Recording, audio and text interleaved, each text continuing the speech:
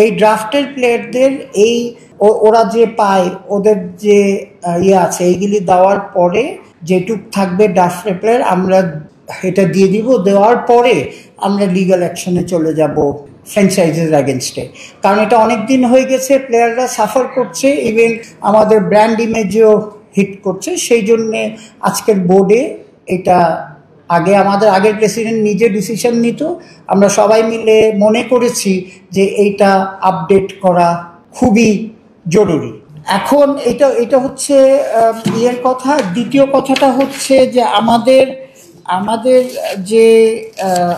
যে আপনার যে পাওনা আছে, আমাদের পাওনা আছে প্রায় 20 কোটি টাকা স্টিল টু ডিফারেন্ট স্পন্সর্স, তারপরে ইভেন কিছু ফ্র্যাঞ্চাইজি ফি, এইসব নিয়ে প্রায় 20 কোটি টাকার মতো পাওনা আছে।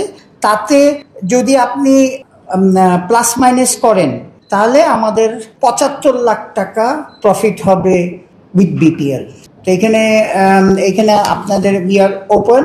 আর আরেকটা জিনিস হয়েছে যে কালকেও প্রেসিডেন্ট সাহেব বলেছে, we all of us also agree যে আমাদের এই যে ফাইন্যান্সিয়ালসের ব্যাপারে we will be very very open and clean.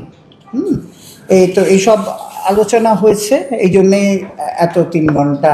TV rights আপনি বলেছিলেন একবার যে টিভি রাইটস করার জন্য আপনারা একটা ফার্ম নিয়োগ করবেন। হ্যাঁ, না ওই টিভি রাইটসের আমাদের আজকে এত কথা হচ্ছে যে টিভি রাইটসও ইয়েতে ছিল, এটাও আমরা প্রসেসে যাচ্ছে। হ্যাঁ, এটাও কারণ আমাদের টাইম নেই, তো আমরা টেন্ডার ডকুমেন্ট আর ইয়ে করে আলাপ হয়েছে।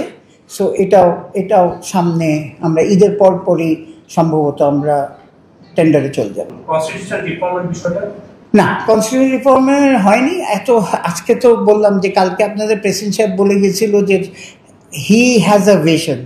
সো সেই ভিশনটা মেটেরিয়ালাইজ করার জন্যে উনি নিজে হাতে একটা প্রেজেন্টেশন বানিয়ে আজকে আমাদের সাথে আলাপ করেছে, and we will work on it আরও ডিটেলে সুন।